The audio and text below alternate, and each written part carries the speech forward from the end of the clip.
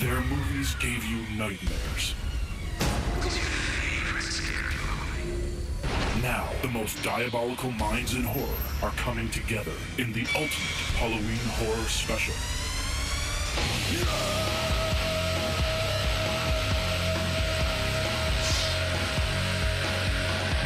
The Masters of Horror.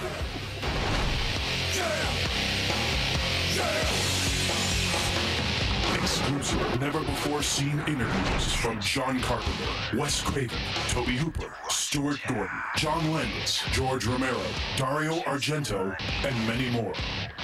For the first time, the Titans of Terror reveal the secrets they use to terrify us. The basis of most of my films is essentially true life. The most difficult type of horror to do is something you can believe. Horror films are rehearsals for our own death. The shocking truths behind their most twisted moments. I found myself in front of a chainsaw display in the hardware department. I picked this damn thing up and started. You know, they'll part like the Red Sea. There were things in my dreams I could literally lift out and use in a movie. Get incredibly stoned first. And their deepest, darkest fears. I think there are a few things. The devil. Sex, drugs, violence. Fat black man. Go on an incredible journey into the lairs of Hollywood's most deranged monster makers. Rick Baker, Tom Savini, and Cambell-evil. The ultimate TV horror special, hosted by Evil Dead star Bruce Campbell. Groovy. This Halloween, lock your doors, close your windows, and get ready for the ultimate horror experience. I'm gonna suck your brain dry. With this incredible 2-hour special, The Masters of Horror. Just kill more people, have more blood, have more gore, have more effects. That's why they're here.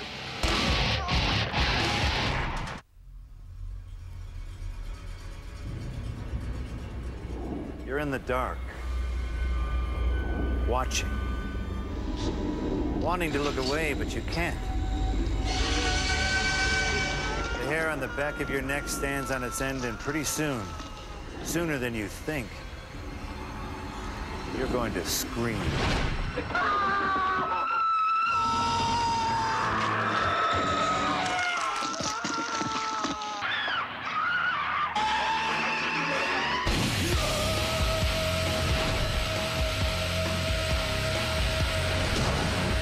Masters of Horror. I'm out to get you.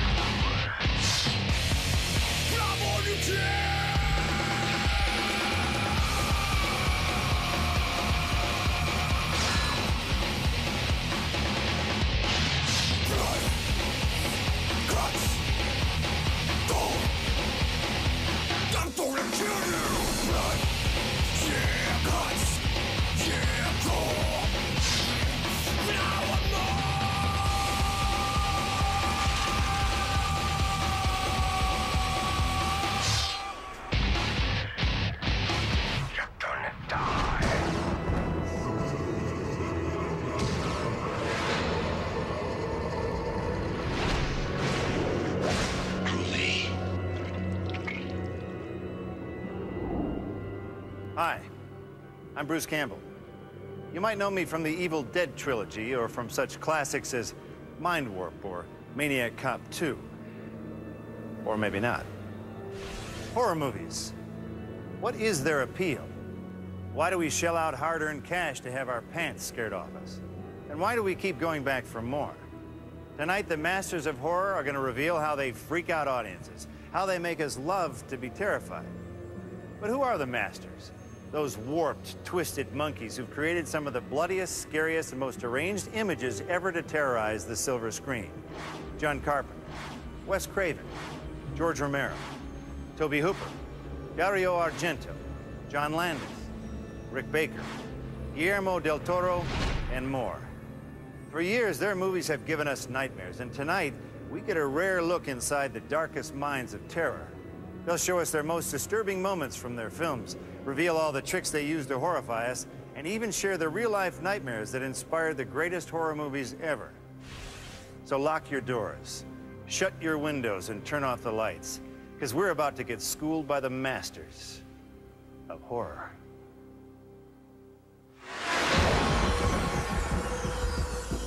Why do people like to be scared? Some people like hot peppers, you know. Some people like roller coaster rides. I believe these horror films are a catharsis. I mean, I think that, you know, I think we need to let off that energy. I think for the same reason they enjoy laughing at the movies or crying, because these are feelings and they need to be expressed. For a lot of us, it's an addiction. And you just get more and more refined and demanding. Well, I kind of agree with Stephen King, who said that horror films are rehearsals for our own death. People want that. I think it's a cathartic sort of thing that they seek that out in order to reaffirm their bravery and their courage. And a horror movie is a chance to kind of allow that fear to come to the surface and sort of act it out. And when you walk out after you've sort of survived the horror movie, you kind of feel like, you know, I'm still here, you know, and I made it. We empathize with that victim, you know, that's being chased by the guy in the hockey mask, the guy with the machete, the guy with the finger blades, the bloodsucker, whoever it is. You do stories where the worst thing you can imagine is confronted by a character that you care about. And in that sense, I think they're messages of hope. Horror is countercultural.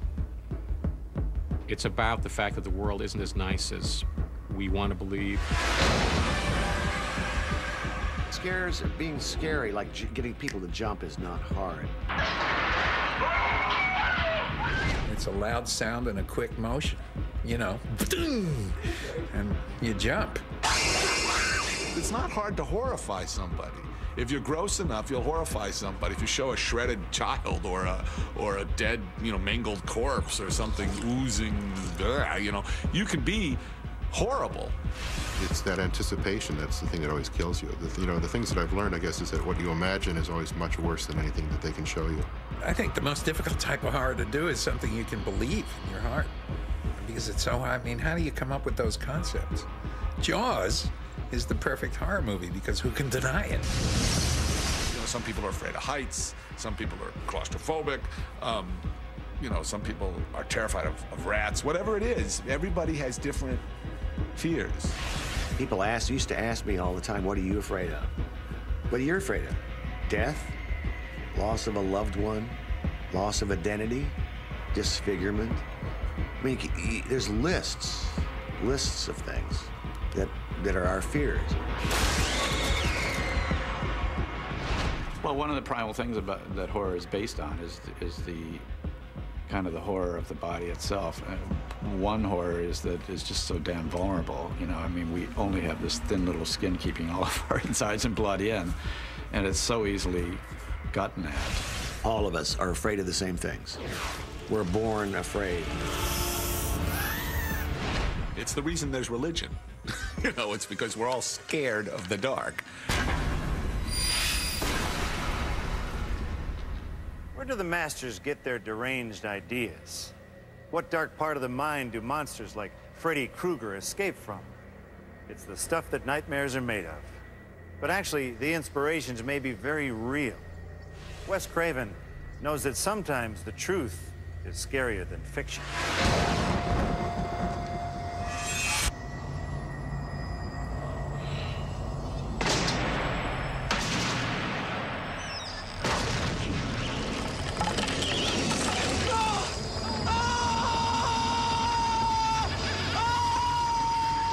I think the basis of most of my films is essentially true life. I mean, in some form. I haven't done many, with the exception of maybe Swamp Thing, any really like supernatural monster type things. And I have found a lot of really compelling stories just in newspapers or books. Hills Have Eyes, Serpent and the Rainbow, People Under the Stairs, even Nightmare on Elm Street came from newspaper articles. I remember reading an article in the LA Times about, I believe, Cambodian refugees.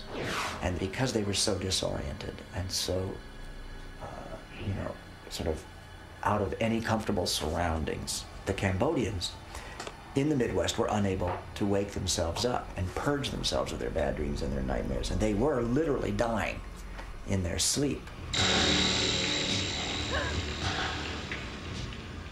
Wes also has an experience as a child that he and his brother experienced when his parents were out one night.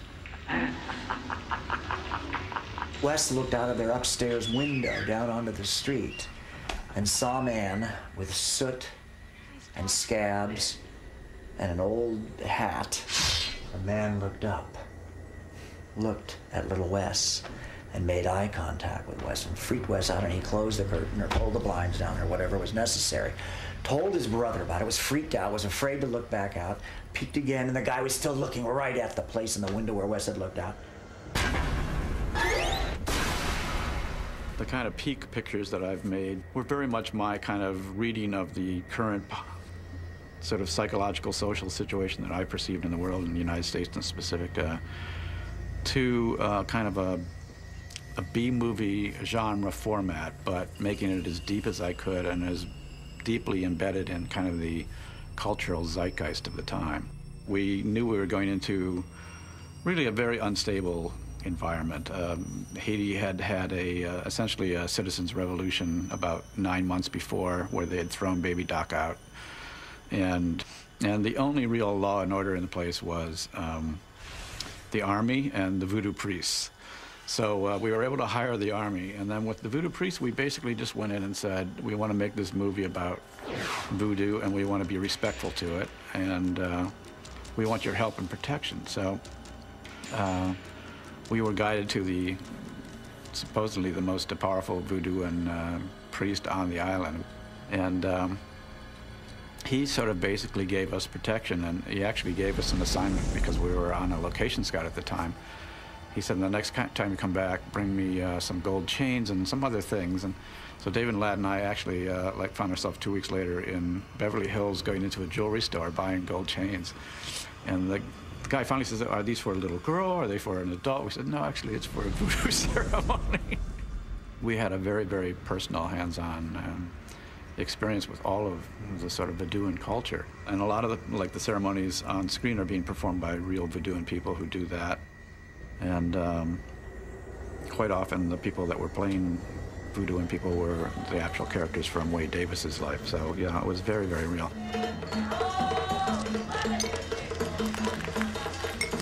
As opposed to the Hollywood voodoo, it is a whole religion, and they have ceremonies for, 90% of it is ceremonies just like Christianity or Judaism would be. And then there's this little sliver of voodoo that is involved with making zombies, which is kind of a little splinter group. And they do all these kind of dangerous spells and create zombies. They're absolutely real, but they're not what most people think. They're not people that have died and been brought back, but they are people that have been poisoned in a way with a psychotropic drug called tetrodotoxin, I believe, tetrodotoxin, which is a very, very complex drug that makes you appear to be dead, but you have respiration and heartbeat, but it's very, very spare, to the point that a doctor, if he's not really looking for it, will miss it. And most people in Haiti, if they appear to die, they are buried quickly because there's not refrigeration or processing of bodies. There's two processes. One is they sort of knock you out and make you appear to be dead. You're buried, and then the person that did that to you, who knows you're not really dead, will let you wake up in the coffin, gasp or claw, suffocate. The last second they dig you out, because people are buried in very shallow graves there. And then they have a second part of the process where they give you datura, which is a very powerful hallucinogenic drug. And they just keep giving it to you and keep beating you and keep telling you that they're taking your soul until you literally, most of your neural circuits are burned out.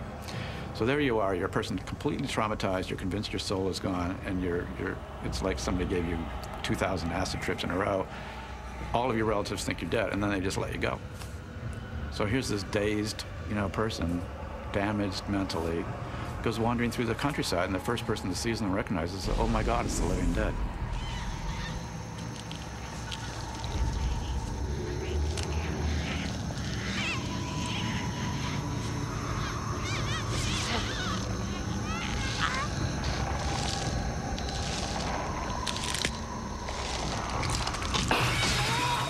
Richard Maxwell was our writer, and we were doing a rewrite on the third act when we were down there just at the end of pre-production. And he was doing interviews, and he interviewed the man who taught Wade Davis, who was the writer of the original book, how he made zombies. And so Richard went down and interviewed this guy, and at the end, Richard, who was interested in all sorts of spiritual things, said, "I'd love to be indoctrinated into voodoo sometime." And the guy, who was a very sly character, said, "Well, then you will be." So somehow he must have dosed Richard in that visit, because Richard came back and just basically went mad in the course of a week. He locked himself into his room. He stopped wearing clothes. He was telling us he was writing, but he couldn't concentrate.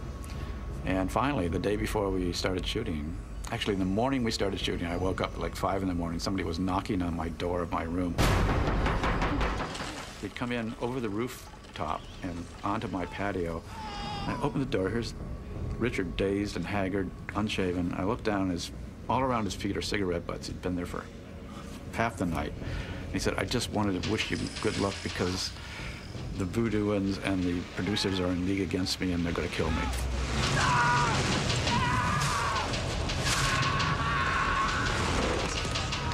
And he was literally taken to an airplane, flown from where we were way out in the boondocks to Port-au-Prince, and then put on an airplane. And his wife met the plane in Miami, took him back to Los Angeles, and 4 days later he woke up, lucid, and the last thing he remembered was that guy saying, "Well, then you will be." The thing about Wes that I always find so interesting is that Wes always is, and maybe it'll come through in his interview, saying that he doesn't really like to make horror films, and you know, that he would rather be doing something else, and but he's so good at it.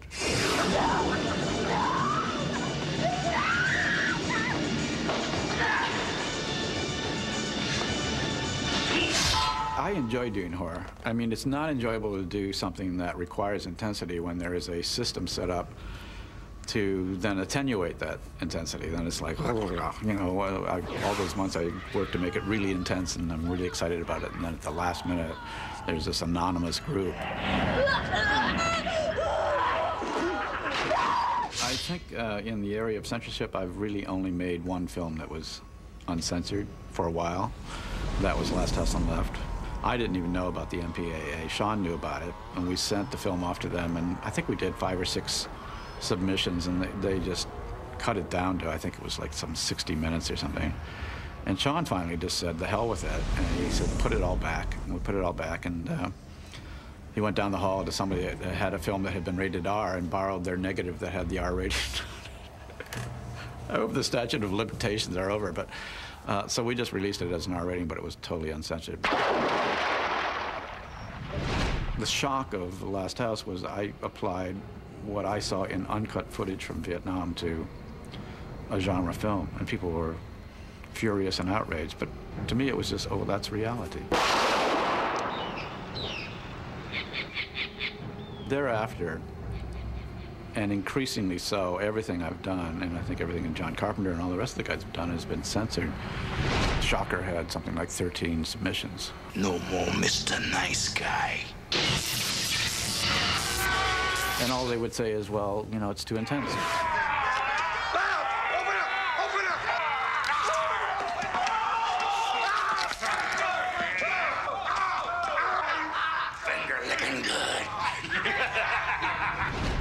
So you have to take the music out, they say, or take the sound effects out, or whatever. So at a certain point, you feel like, well, if this is what I do really well, and I'm trying to do something intense, and these people are set up to make me not be intense, what's the point? What do you want? I want to hear you scream.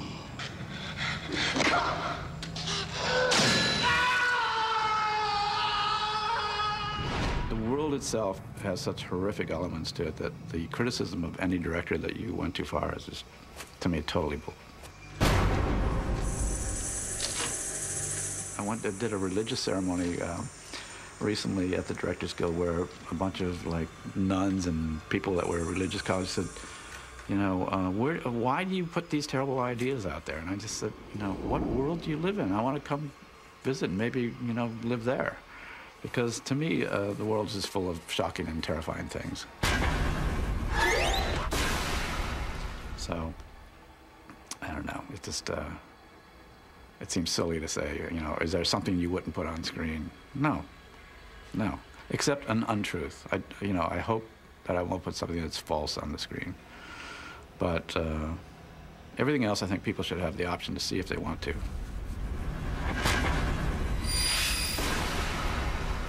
Do you remember your deepest, darkest childhood fears? Was it a monster in the closet or the boogeyman under your bed?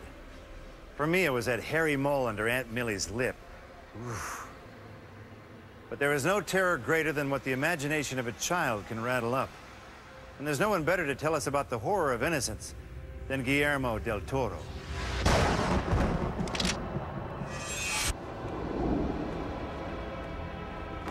I remember that as a child in the crib, already I saw monsters in my room.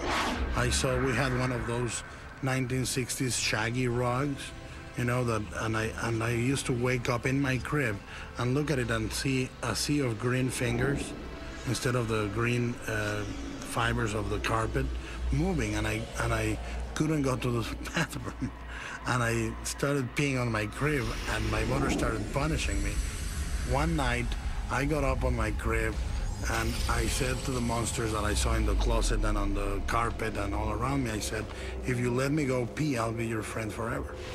And the next night, they were not there. And I've been peeing normally ever since.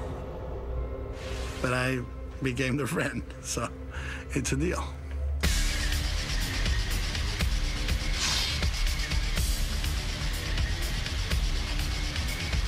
I was born in the second largest city in Mexico called Guadalajara. So I grew up with Universal Monsters in the afternoon of Sunday, every Sunday. And then a double bill on the theater with Hammer Films, Mario Bava. It was a steady diet of really odd sensibility horror films. I just knew that this was the type of film I wanted to do from the start. Sometimes people ask me, aren't you bothered by being cataloged as a horror director? I said, no, it took me a long time to be that. That's what I wanted to be from the start.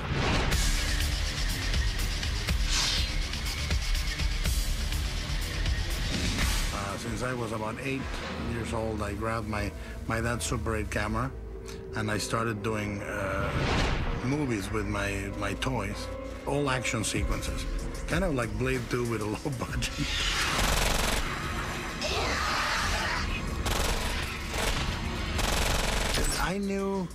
I knew back then that no one was going to do my special effects because there was no special effects makeup technicians in Mexico. I decided to formalize my learning of special effects. I was already doing effects for my short films, and other people saw them and told me, can you do the effects on my movie? And I would say, yeah. But it was the way to do my movie, Kronos.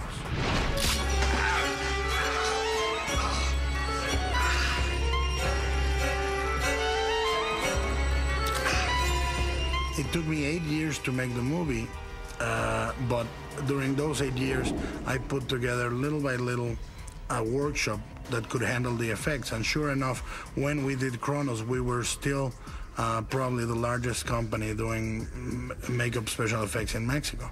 And we did it, and then I closed. I closed the shop. I remember reading about the Mexican vampire and thinking, I'm going to invent a different one. I'm going to come up with a different type of vampire than this. For Kronos, what I wanted to do was to basically create an origin for a vampire unlike anything you've ever read or heard about. It started actually as a story of a granddaughter fearing that the dead grandfather would return. And then in the middle of writing it, my own grandmother got sick and was bedridden for the next 4 or 5 years and eventually died. And I started saying, what if the granddaughter accepts him no matter how bad he looks? no matter if he's rotting away and he is half stapled together. And that gave birth to the movie as it is. To me, Kronos is a love story between a granddaughter and her grandfather, and it deals more with what it is to be alive than what it is to be immortal. The granddaughter in Kronos is basically me, and the grandfather is my grandmother. And the idea and the episodes behind the children's story in Devil's Backbone are all things I lived. I lived through Jesuit school, a male Jesuit school, which is the equivalent to prison life in Mexico. And at the age of 12, more or less at that age, I heard a ghost. I heard the ghost of my dead uncle whisper and sigh really close to my face, about a foot away from me, in what used to be his room. ¿Quién eres?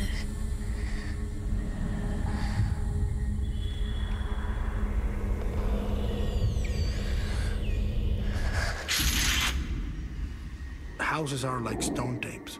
They record everything that happens in there.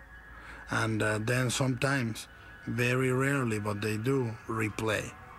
And that's a ghost. And that idea, the idea of a ghost being a sentient loop, a thing that just comes alive for a few minutes, every 2 days, every 2 years, and it just experiences the same anguish every time it comes alive, I felt that was horrible, and that was sad. And I wanted the ghost in the movie to be very sad, to be like that.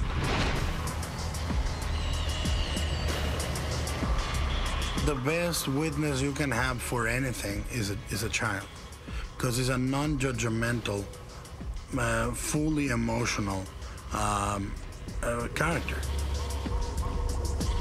I remember finishing Mimic and really wanting to almost come out for a breath of fresh air. You know, and Devil's Backbone gave me just that. And Devil's Backbone allowed me to go into Blade 2 and fully enjoy Blade 2.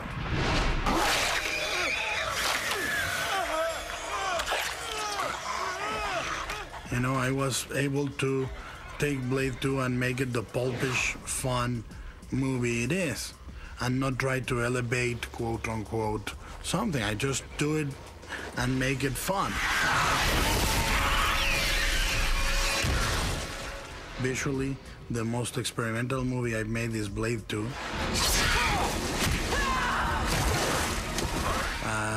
I enjoyed experimenting with new techniques, new type of camera moves, and crazy patterns in the color palette or textures, and just had a blast. And I'm really looking forward to the next one, which is Hellboy.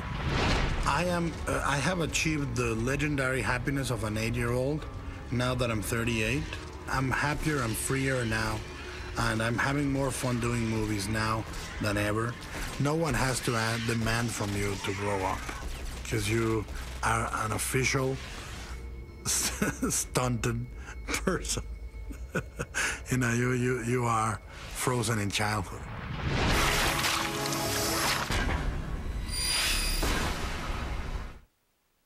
A knife-wielding maniac outside your house. An alien invasion inside your body. And no one lives happily ever after. Horror movies rebel against Hollywood, and no one knows that better than John Carpenter, who breaks all the rules and makes up his own. There's nothing more fun than making a horror film. The minute the gore comes out, the blood, the guts, the knives, you're having a blast. Everybody loves that stuff on the set. It is so much fun. The bloodier, the better. Ready for death.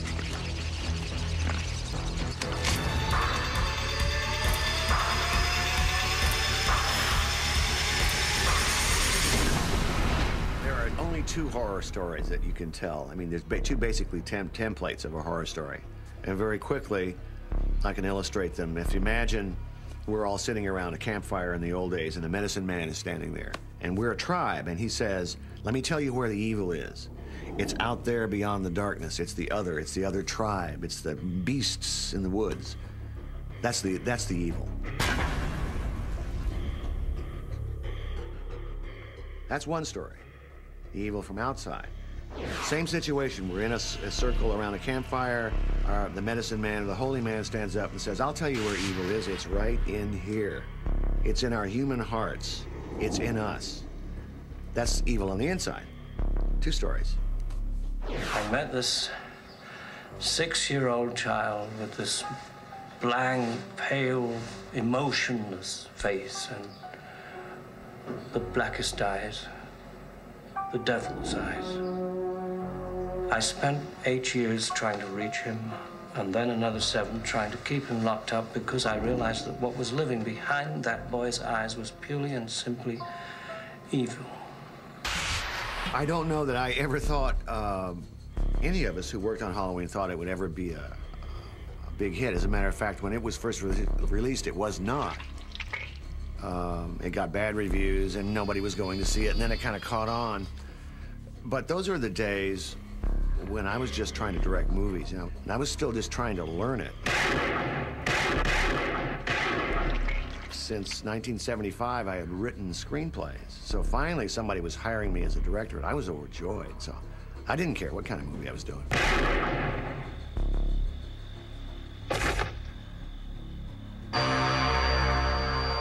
When you make a film like that, well, when anybody makes any kind of film that's a success, you get typecast. And at first, I think because I was young, I probably rebelled a little inside against it. But finally, I came to accept it and enjoy it. It's given me a whole career. I love John for his, you know, John's always in the batting cage there, man. He's always hitting them out, you know, and trying his damnedest. I mean, I love some of it. I think it's wonderful. They Live, I think, is maybe one of the most underrated films ever, maybe. I have come here to chew bubblegum and kick ass. And I'm all out of bubblegum.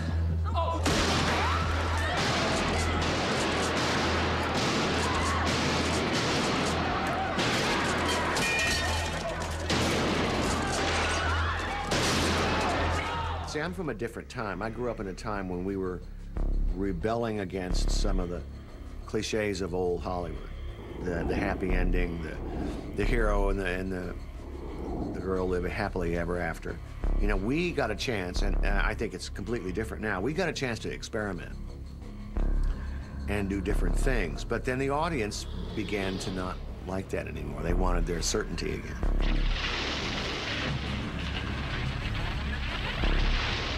Claire?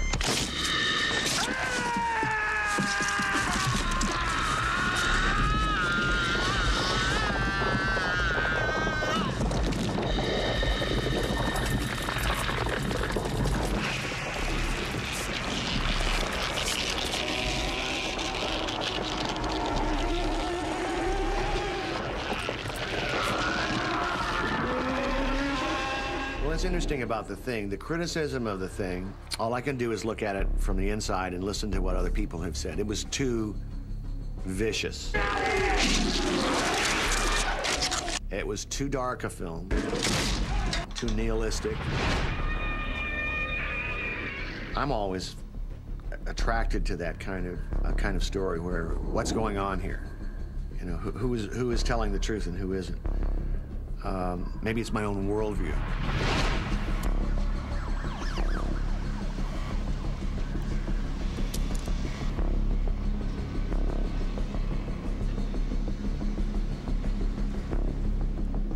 One of the criticisms on me was that I had violated the sacred oath of Hollywood, which is that if you're going to make one of these terrible kind of awful horror movies or movies that have to do with blood and killing and horrible things, you don't show too much.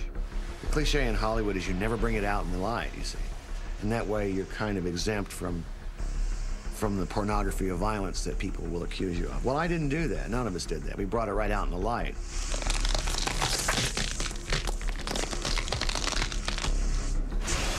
Well, John Carpenter's movie, The Thing, is brilliant, I think. And, you know, it was very much in my mind when I was working on From Beyond. I mean, that was the movie that had really kind of shown what was possible using mechanical and makeup effects, you know, taking them as far as you possibly can.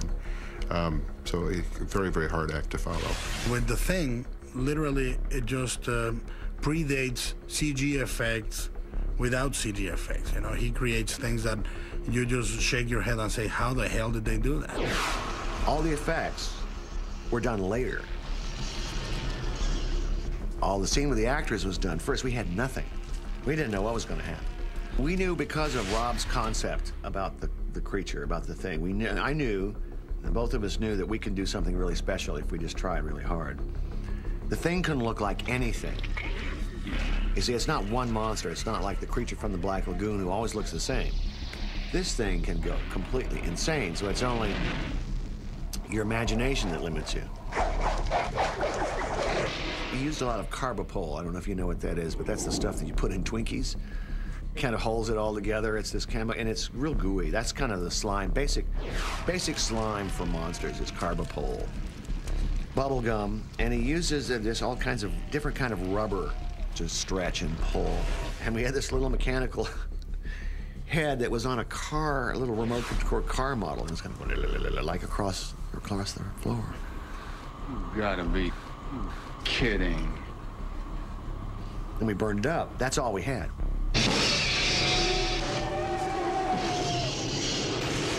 So you have to give Rob Bottin and Dean Cundy a whole lot of credit for shooting this stuff. And all of us really worked hard to make it look as realistic as possible. Because in essence, it's all rubber. You got a rubber sitting on the floor, and he wanted to make it look like it's crawling across the floor. So it's a trick to do that. A lot of artistry went into that. One glimpse of John Carpenter coming out of a Directors Guild meeting, we met in the parking lot, and he gets into this incredibly cool GTO with its like a little electronic tachometer on, and he's smoking unfiltered cigarettes. And you just know this guy doesn't give a damn about what anybody thinks, and he's not politically correct, and he's just his own man. You know? I think I would say this of Dario Argento, of Wes Craven, of Tobe Hooper, and myself, regardless of whether the movies work or not. They're ours, they're our expression. They're our expression of how we see things. And it's a vastly different era. Now, Toby once said to me, horror movies are like the old-time Westerns used to be. Used to crank out Westerns in the old days to play. That's what we did. We made these horror films. The world does not become a safer place. The world becomes a dangerous place, more and more so. You don't see evil and going away in human beings. You see it growing, and which is only, you know, fuel for our fire. That's what keeps us going. Guess who's coming to dinner? All your neighbors. And you're the main course. Zombies. Flesh-eating, gut-munching, garden-variety zombies. No matter how many times you kill them, they keep coming back for more, don't you? More than any other master, George A. Romero used these flesh-eaters as the genesis for bringing horror closer to home and gave it a face we all recognize. Ourselves.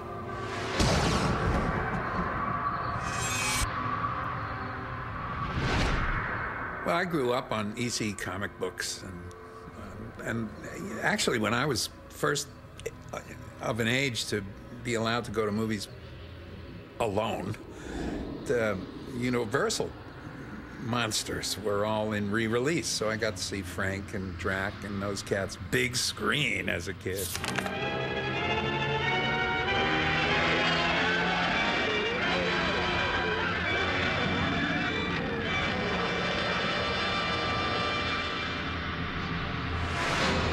I can't even imagine that I created, you know, a creature of any kind. I don't see it that way.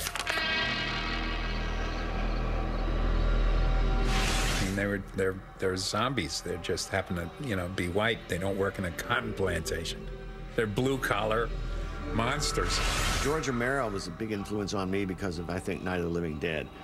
That was a transforming film. Like Psycho, I think, is the beginning of the modern horror movie. Up to then, you had Universal horrors, and you had a lot of Hammer movies, but Psycho came along, and bango, everything changed. And then George transformed it once again in 1968, 69 with Night of the Living Dead.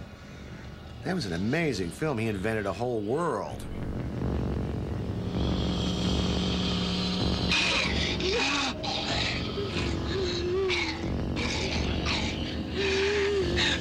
Originally, we set out to make this a very high-minded, almost Bergman-esque kind of film, which was not my vote, but this was a democracy. But we could never sell tickets to that movie, I mean, to investors who would actually pony up a few bucks. So we decided to do a horror thing. I always wanted to do it. And then of course, after Night of the Living Dead became Night of the Living Dead, I fled. You know, I said, oh, man, I'm going to get stuck here. And even though I love it, I didn't want to be stuck there. So the next couple of things I did were not, you know, all the way flat out horror things. Second one was a romantic comedy.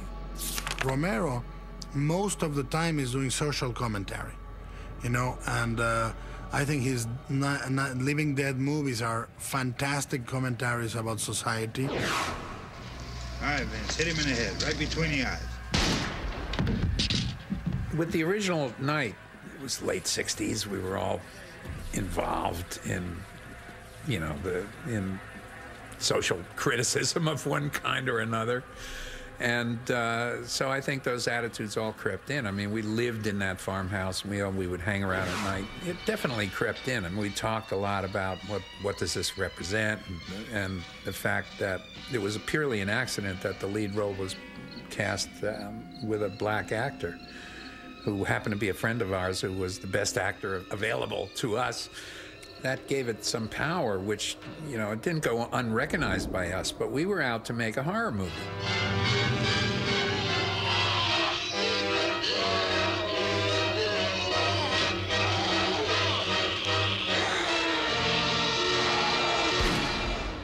I think, you know, probably the first story that ever told was a scary story. And so often they're parables, and they have deeper meanings, and, you know. And so we were somewhat aware of it in the first film. In Dawn of the Dead and Day of the Dead, it was much more conscious, and therefore, I think, is much less innocent. In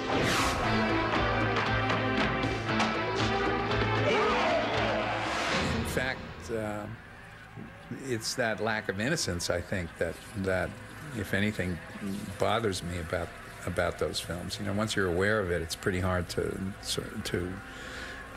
put it in the back of your mind and work the story solely for its own.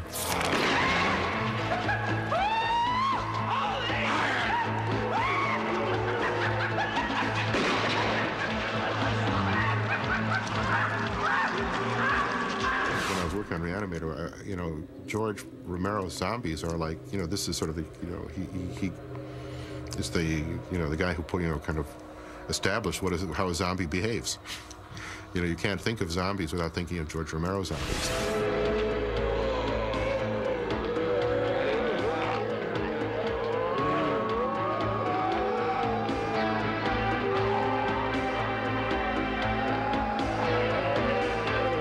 By the time we made Day, everybody in the world wanted to be zombies.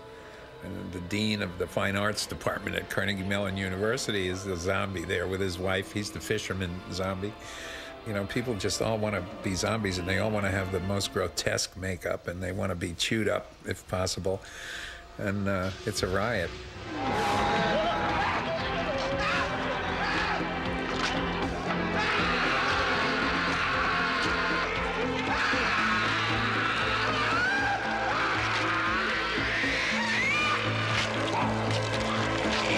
I won the Saturn Award for Day of the Dead. That's the only award I've ever won for special effects because of the realism of it. I didn't feel a need to top, with each film, top the last one with the gore. We were better able to execute the stuff. Tom had learned, and the cats knew how to do it. They'd mixed up some blood that looked a little more real.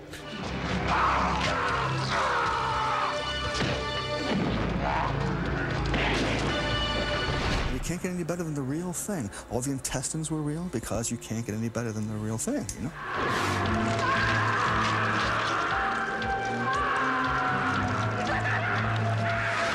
I think we were all learning, and, you know, gradually we're able to improve the effects. Tom came up with some really ingenious effects in Day. God, there's so much in Day of the Dead. That was a heavy effects film. We shot, killed, squibbed, tore heads off, you know, crushed heads with 2x4s. Left to my own devices, I probably, I mean, if it was totally a decision based entirely on aesthetics, I might have gone less, particularly in Day. But I had this vague notion that it was like a wake-up call. People are running from the theater, and those of us, like you and I, who are diehards, are sitting there giggling, wanting more. Do it to me. So I love George's Dead movies. He struggles with how the Hollywood system doesn't trust it and hates it. And I feel bad because I was the one who encouraged him to come here. I said, they're not so bad. He came here and said, yes, they are. Well, I think a lot of people don't get what I do sometimes. I don't know that it's a misinterpretation, because they're looking at it, you know, a distribution executive is going to look at a film with completely different eyes than a member of the audience, or than you or I, or a filmmaker particularly. You know, they're looking for, you know, they want to watch the movie and be able to imagine the poster instantly in their minds. And if they can't see the poster, you know, then how am I going to sell this piece? And that's happened to me a lot. When I was trying to pitch the new zombie film, they said, what's it about? And I went in and I would say, well, it's about ignoring the problem. And they would say, yeah, but, I mean, what's the story? What are the characters? And I'd say, well, you can do it 50 different ways, you know. They don't want to hear that. And basically, it's about ignoring the problem, which I don't know that anybody is doing after September 11th. We're starting to ignore the problem again. I had this conceit that the first one was 60s, next one was 70s, next one was 80s, and I wanted to do one for the 90s. And really, the script that I wrote is more 90s than... you know, certainly pre-September 11. And so I feel I have time, you know, to absorb what the new millennium brings us, or the new decade brings.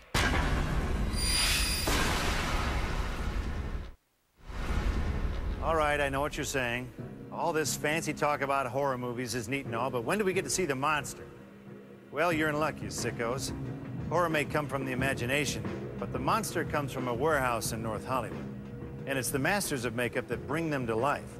Now, one of the greatest monsters ever was created right before our eyes in John Landis's An American Werewolf in London.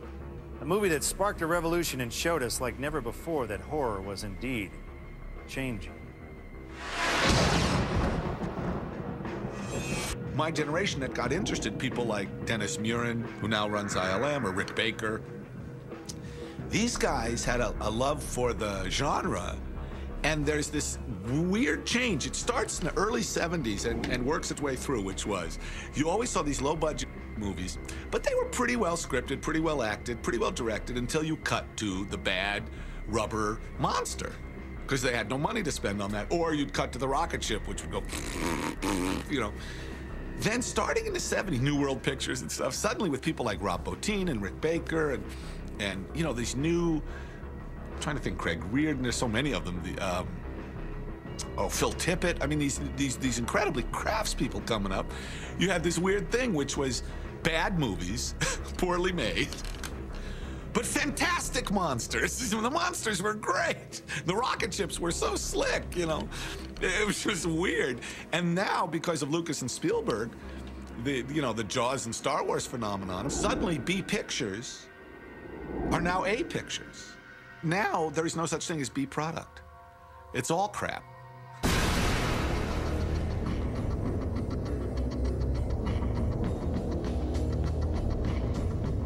Yeah, horror movies are what got me into this. I mean, you know, like I said earlier, the Universal horror movies, especially all the great work that Jack Pierce once did.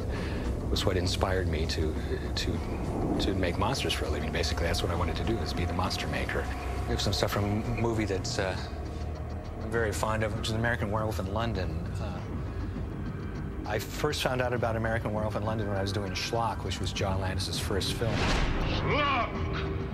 So I wanted to make a low-budget movie about low-budget movies. And it was my great good fortune to find Rick Baker, actually. So I was 21 and he was 20, and for $60,000, half of which was mine, and the other half we got from relatives, my relatives and people, we made Schlock. John played the Schlock-thropist, a missing link type character. Partly to save money, which was my real reason, and then partly because Schlock, the evolution of that project is that my original intention was to have a pretty bad gorilla suit. And when I saw Rick's stuff, which is, you know, this kid with long hair, his models on the walls, his work was so superior. This guy was so obviously an artist and so good that suddenly Schlock, now I look at the movie, and as bad as it is, I mean, the thing that works in it is Schlock, you know, and it works because Rick, his makeup, you could do such expressive stuff. And I wanted a particular kind of performance, and, you know, all the actors were amateurs, and so I figured, I'll be Schlock. Because, no, I don't think anyone else would have sat through that makeup, dude. The demands on that makeup were ridiculous, because even if I didn't appear as the monster until the afternoon, Rick and I still had to get up at 2 in the morning, and he had 4 hours putting it on, and then I directed as this ape all day, you know. And John was telling me that his next film was going to be this film that he'd already written it at that time. He was 21 years old. His next film was going to be an American Werewolf in London. I gave him the script in 1971, so he had a long time. I mean, we made the movie in 81. And so he had a long time to think about it. This is before CG, you know, and... He wanted to do a transformation in a way that had never been done before. He said he didn't seem to him right that if you're going to change into a werewolf, that you would sit down in a chair like Lon Chaney Jr. did and, you know, plant your head in the corner of the chair so that you would stay still and not move until the transformation was complete. He really felt that it would be painful, and he wanted to show the pain, and he wanted him to be able to writhe all around in agony.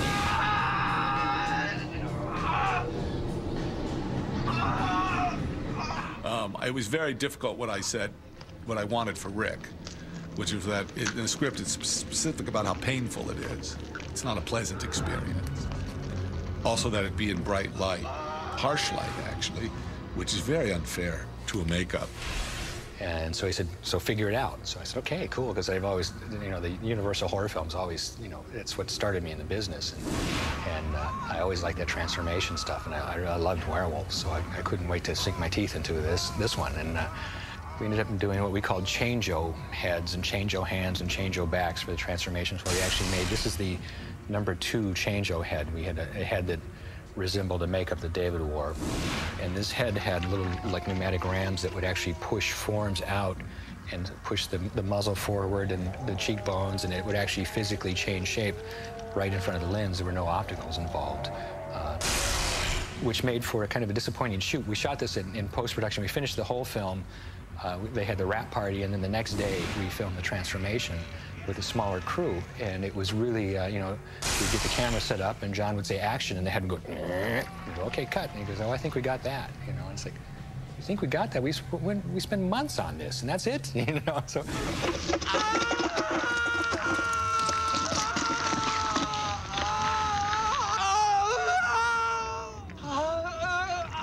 Something that I liked about this, I really liked the second stage change-o head. What I did was there's 2 sides to it, really. It's very asymmetrical. This side over here is much more like the final wolf. It has a lot of the forms of the final wolf, and it's transformed more. This side is the more human side, and it's got more of what David looked like, and it's got a little more sympathy to it. It's a little sadder. This side's a little more evil.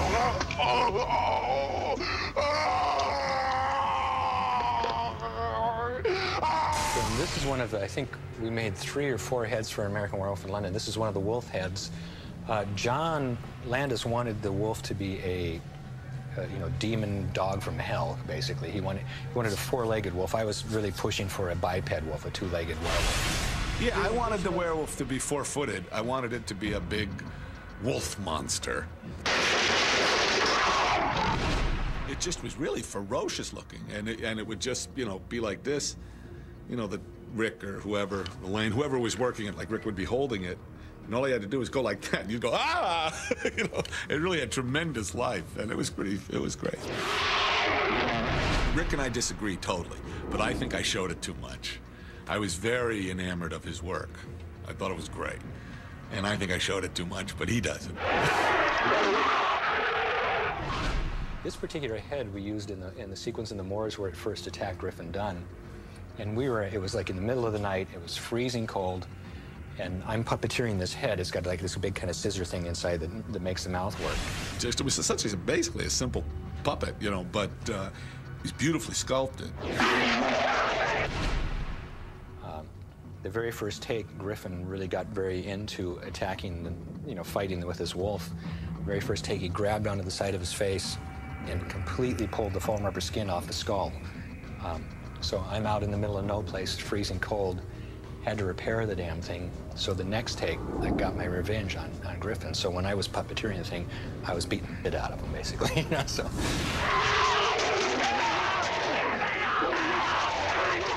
We also had these things that we called Nazi demons, as they were called in the script. And I wasn't quite sure what a Nazi demon was. But I always liked the shape of those Nazi helmets. So the first thing I did was kind of sculpt this helmet. And then I did a number of different designs. Some of them based on, you know, looking in the mirror. One of them was this kind of bald guy with this kind of sideways grimacy face. And I did another one that was kind of a rotted wolf, like a werewolf, a rotten kind of werewolf kind of guy. A couple different crazy. Then another one was pretty much like a werewolfy kind of deal. It was just kind of like, you know, fun monsters with Nazi helmets and knives and guns and stuff. You know, it was a fun sequence to shoot. John likes to blow up things, you know, so we had a lot of fun in that.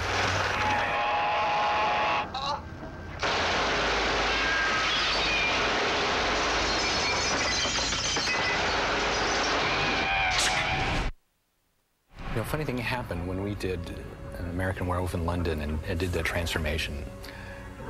People seemed to think that we could do anything. And a good example of that is when I got the script for Videodrome. David Cronenberg film. David sent me the script that had so much weird stuff in it that I just said, how the hell are we going to do this? And didn't have a clue about how to attempt some of this, but it was really challenging and fun. He had this gun that, you know, the James Wood character pulled out of his insides and became flesh and shot cancer, basically. And in the script, I think it said he was shot with his cancer bullet, and then the cancer started to multiply and grow all over his body. And I said, well, I don't know how the hell we're going to do that.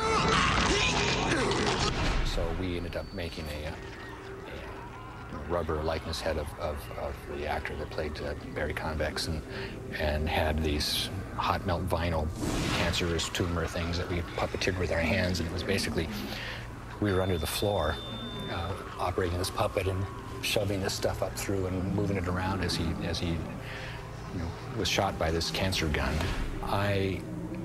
You know, I like making monsters. I definitely would like to have more opportunities making monsters, but I don't particularly want to do, you know, a Friday the 13th where all I do is kill teenagers in different ways. I don't find that as rewarding as actually creating a character of some sort, you know, be that character a monster or a fat black man, you know, whatever it is, you know, it's like, it's fun, you know. But I would definitely, I hope I get more opportunities to do horror films. Whatever happened to Rick Baker, anyway, you know? It's too bad, because he was talented. They say beauty is in the eye of the beholder. But for our next master, beauty is in the eyeball itself. Italian master Dario Argento has terrified audiences worldwide with some of the most spectacularly gruesome kills ever to be captured on film. Argento has mixed a potent palette to elevate horror into an art form, turning violence into perverse beauty. As far as I'm concerned, Dario Argento is in a whole different category than other horror directors. I mean, it's hard not to like, you know, it's hard not to. to like the colors and to get drawn into his atmosphere is almost like you're being pulled into a painting. Dario's movies are like bad dreams. You know, his movies have a very dreamlike quality, and they don't follow the rules of real life at all.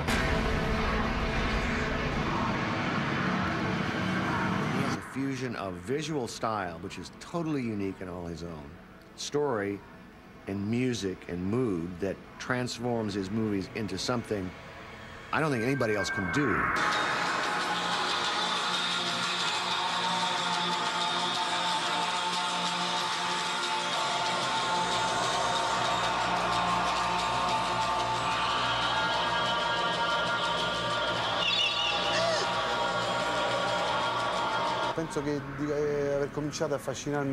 I think it started to fascinate me when I was still very young. I read by chance from my father's library a book of short stories by Edgar Allan Poe. For the first time, as a boy, I discovered a world so strange and mysterious that I never could have imagined, where the conflicts are terrible and curses follow you for generations.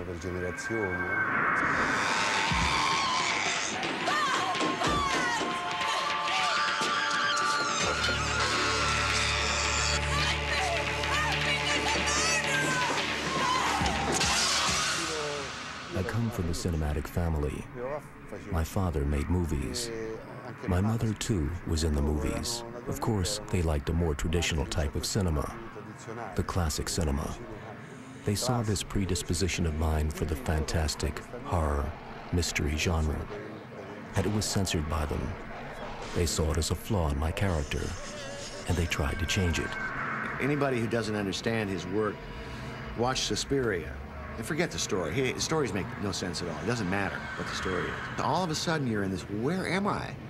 What world is this? That's where he takes you. I think atmosphere is created when you shoot a movie. It gets created also when you think, but then it must be followed. You plunge into the project. Everybody, actors, technicians, they all have to enter into the spirit of the project. I explain it very much in detail. There cannot be a dissonant voice. The movie must have one style. If he does not agree, he better leave.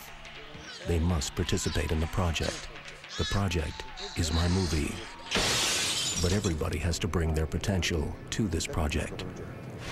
One of the things that I love about Dario Argento's films is that he has absolutely no restraints on showing you the most horrifying images. But he does it, one thing he does that I wish I could do, and I just can't bring myself to do it, he does it in such a beautiful way that it makes it doubly chilling. Oh my God. The effect is just amazing. You have these beautiful women being just horribly mutilated, and it's gorgeous to look at. No, I don't think I ever went too far. I made movies which are my dreams. Perhaps for some critic or censors, I did. In fact, they edited out some of the scenes, but I think they made a mistake, because those were the scenes I imagined without malice. It was some reflections on some dreams or fantasies, which are an artistic fact. And even in films that haven't been tremendously successful of his, there's always just extraordinary stuff in it.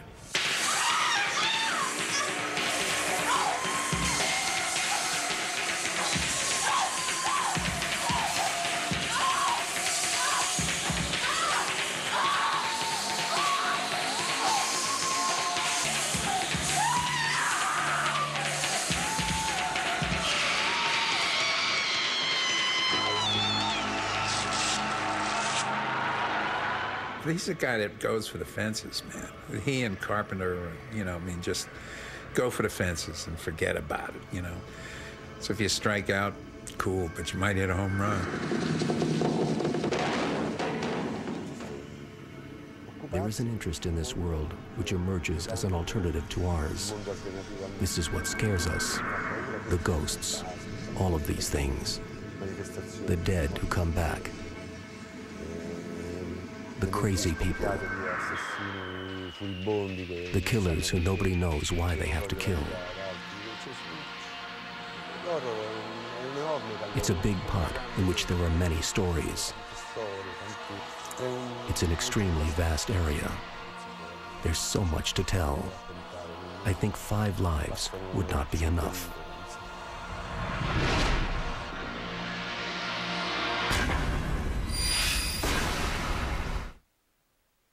A sweltering summer day, a remote farmhouse, the stench of rotting flesh all around. And that's before the director shouts action. Sometimes it's the conditions on the set that can be the worst horror of all. Tobe Hooper found out the hard way during filming of the classic Texas Chainsaw Massacre, a film that would forever change the way we think about power tools and barbecue. When I saw Texas Chainsaw Massacre, I mean, I think that's really a scary, very funny, by the way, but really a scary, scary movie. One of the movies that had a practical impact in my life was Texas Chainsaw Massacre. From that moment until 4 years later, I didn't eat any meat. I became a total vegetarian. And then one day I ate 3 chickens in one single sitting, and that ended. The horror genre had gotten kind of boring. And also, I loved the genre, and I wanted to see something that gave me my tickets money's worth. And I figured I was, you know, paying, I don't know what, $2 a ticket, $1.50 a ticket, whatever. And I was getting about 10 cents worth of scare. A friend of mine suggested that I go to the student union and see this black and white movie that was getting quite a lot of response, and it was Night of the Living Dead.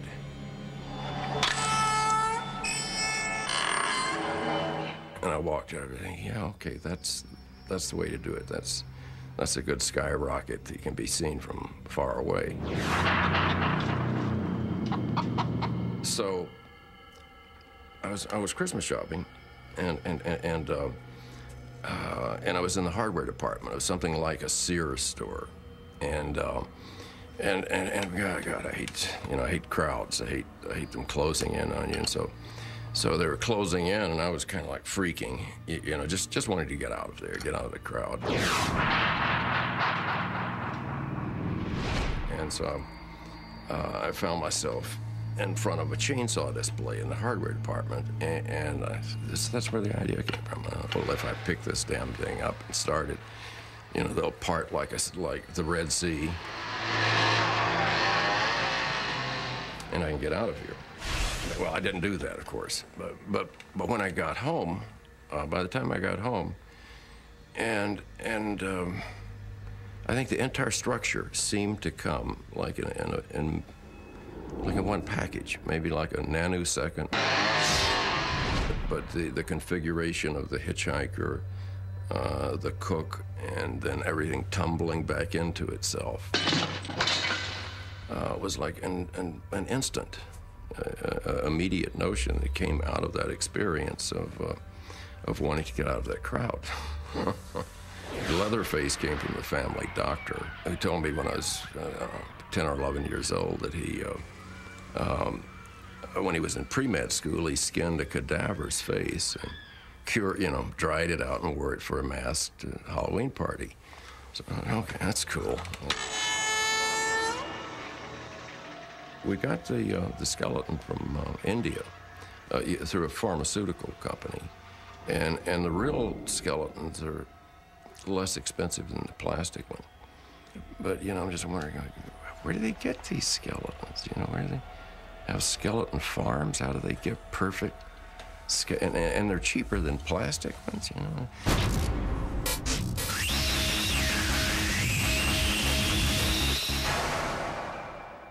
It was in August. It was like 110 you know, every day. And we would tent the house, you know, to shoot, you know, night for day.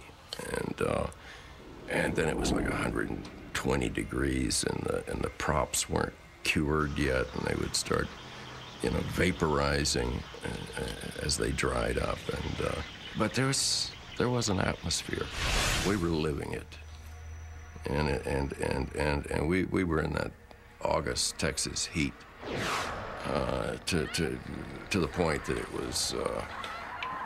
You know, it was real. The heat, the atmosphere, and it was such long hours that one definitely blurred into the other. We shot for 4 solid weeks, 7 days a week, 12 to 16 hours a day. And after a while, we were just zombies. We were so burned out. I think it shows in the film. If you've tapped into the spirit or the nerve or whatever this thing that comes up, if you throw a net over it and capture it, and you're in there with the demon, it's in your life, and you take it home with you, and you bring it back to the set. It crossed over from acting into that, and at the dinner sequence, when I'm poking her and hitting her, it was real. Yeah, it wasn't that I didn't like Marilyn. It was just like, you know, been up for a long time. And you get a little crazy because you're being asked over and over and over to do crazy things. And I just had to make sure, you know, everything is safe. I mean, everybody is, you know.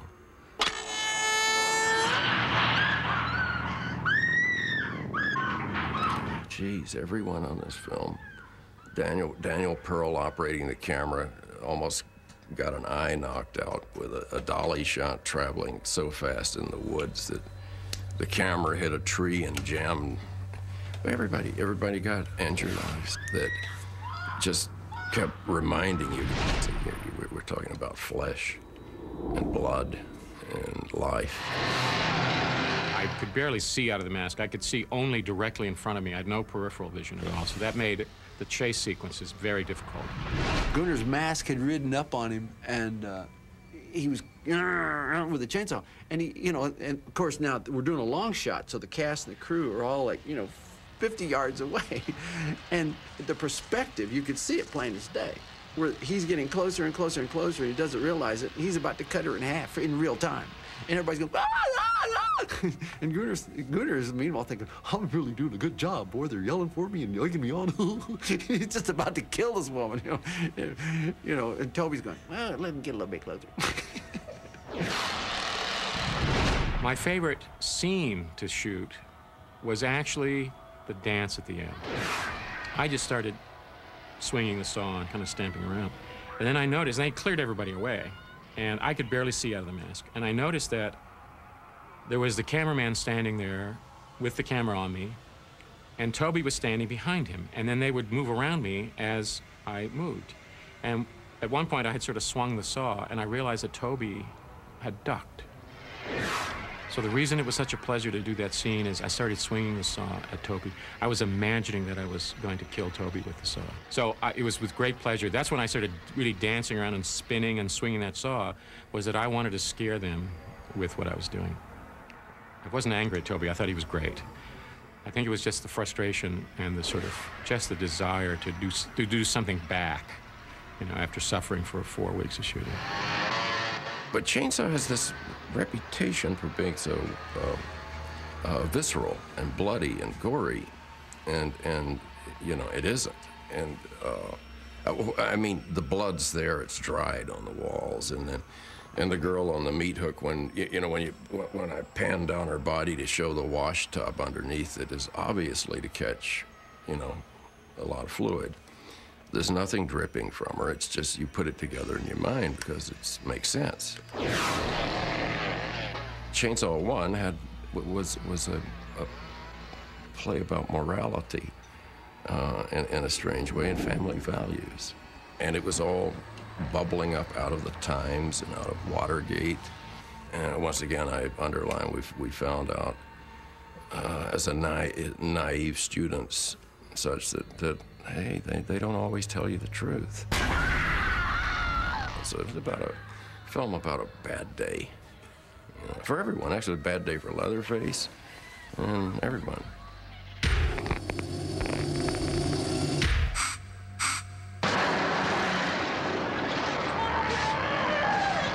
The spot that we shot Chainsaw 1 on is now Dell Computers. And the house, they moved it to another little town and turned it into a restaurant. Just the house, but without any reference to what it is. I would have taken it, I would have turned it into a barbecue restaurant straight away, and it would have been fun. The remake idea has been around about 3 or 4 years. I got a call from the casting people because they were interested in having me be in the movie. And the first thing out of this casting person's mouth is, this is a retelling of this film. Now, this time it's going to be a dark psychological horror. It's not going to be a bloodbath like the original. And I thought, have you ever seen this movie? I wonder if they get it, and I wonder why they need to remake the film. Why do you need to remake a movie that already did its job really well? If it's successful and becomes a classic, it's going to be remade. And I have kind of, you know, had to have been a little philosophic about that, and it's a fact. You know, it's a fact. It's you know, they remade Frankenstein, remade Dracula, but still, there's only one original.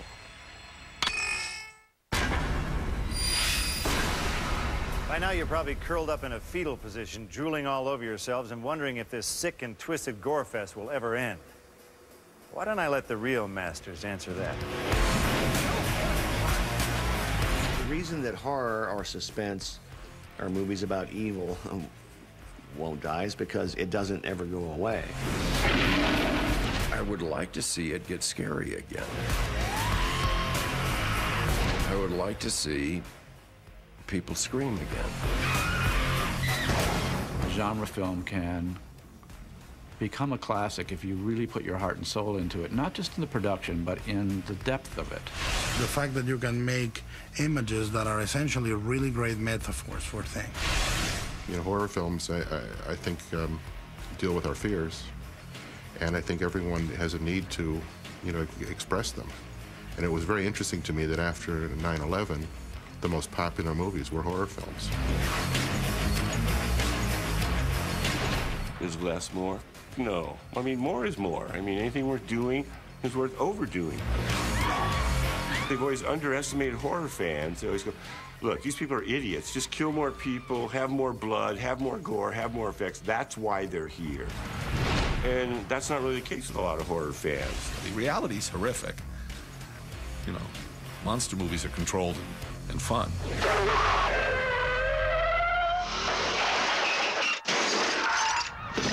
In real life, are there ghosts and werewolves and UFOs flying around? Sorry.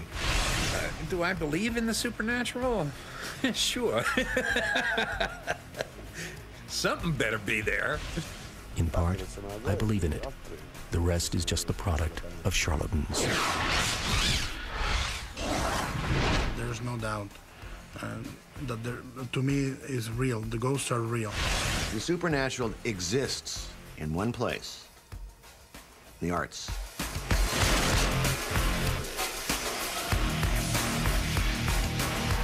Hopefully there's just some young kids out there that are getting inspired, just like John Carpenter and Tobe Hooper and Wes Craven. I'm always hopeful that someone will make a good one. It is not an area of film that is welcomed with open arms by the entire film community at all. But if you love it, come on in. We need new blood.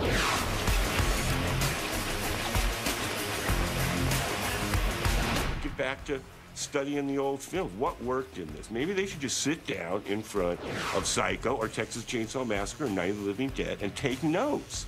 Why does this work for 90 minutes? Why is it all killer and no filler?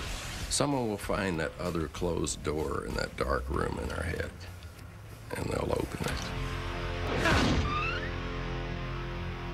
What's that? You still want more?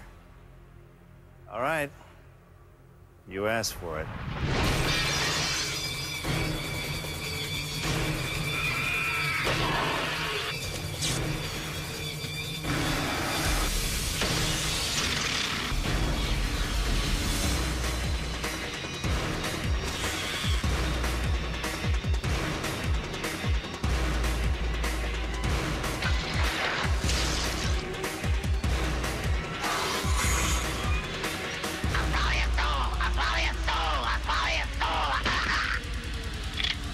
swallow this.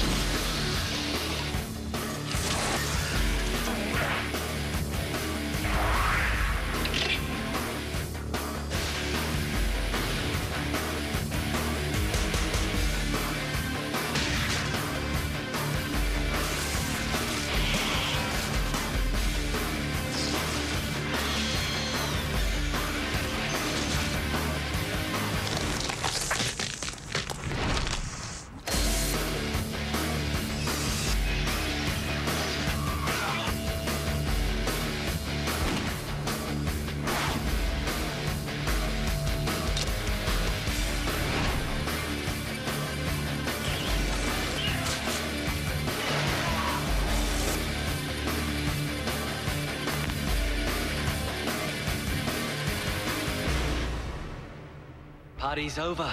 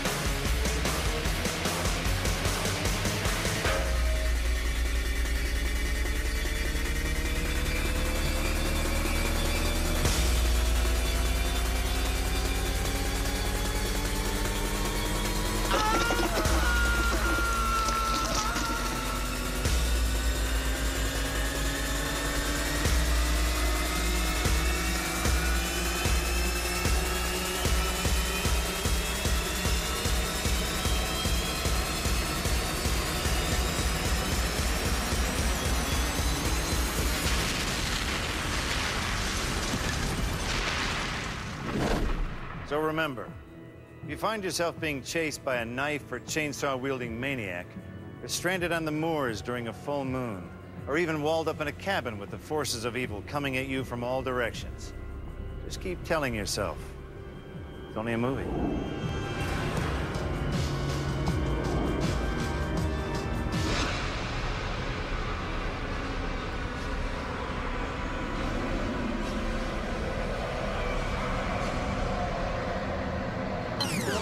We're rolling.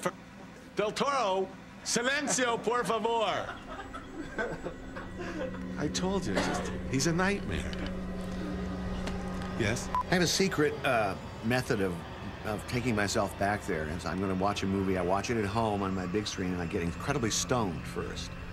And that removes any kind of plumbing and any kind of knowledge, and I just enjoy it. Just, wow, look at that. Let me know if I'm looking too serious, too, okay? Give me a hand signal or something. Lighten up, buddy. It's only horror movies. And then I was God. That was fun. Met him. Did some research. Nicest man. Nicest man. Not a foul word. I think I could change the landscape of pornography. I think I'd be a great porn director. How so? I'm not going to tell you. Kids, have you thought of another occupation? Hi, I'm Howard Berger from K&B Effects Group, Inc. First thing we're going to do is we're going to make fake blood. And we get a nice clean bucket with a stir stick. And we use Caro syrup. And it's basically like syrup you put on your pancakes or what have you. What you do is you open it up, which is always tons of fun. Go ahead and you pour some in to your bucket. Blub, blub, blub, blub, blub. Then we take red food coloring, pour a little bit of red food coloring in.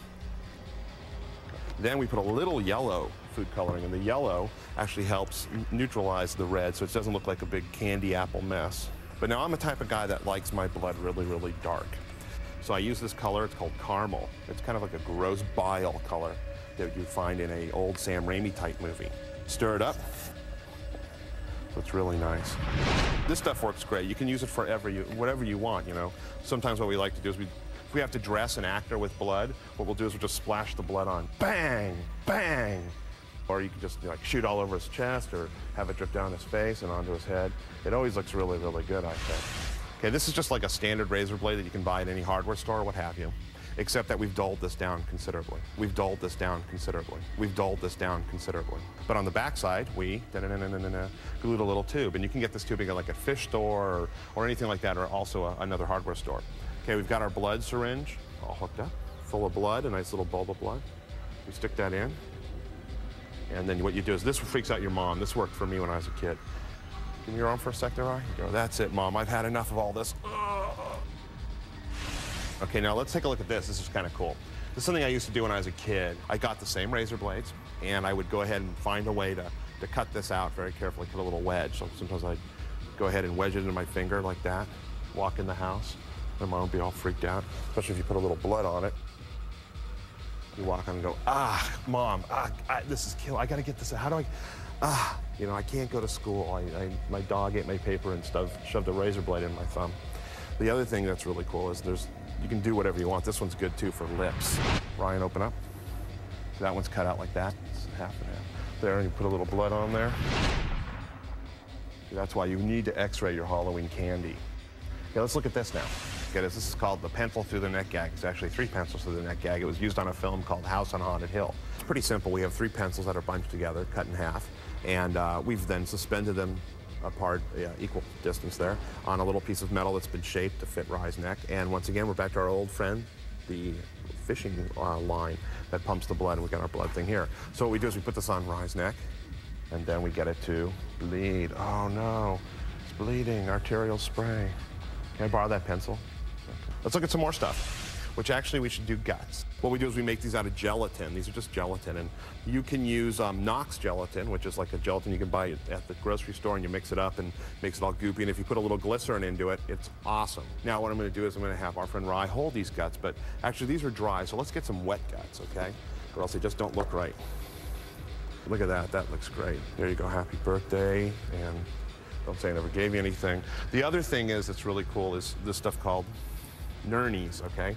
This is just latex. If you get some liquid latex and stipple it out, you know, just kind of brush it on with a brush or a sponge, and then kind of rough it up as you're pulling it up. You get this really cool stuff, and then powder it down. But if you go ahead and you bloody it up, it's good for like zombie pullage. Like we use this a lot on Dusk Till Dawn.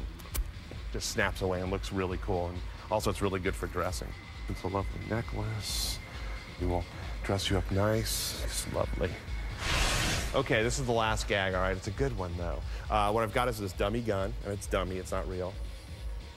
I'm gonna blow his brains out, because I'm sick of it, I'm telling you. All right? You know what I'm talking about? Mother... Well, know what? That was weird, because actually, that wasn't supposed to happen that way. Are you okay? Listen, hey, thanks for coming. I hope you guys learned a lot of stuff, and we'll see you later.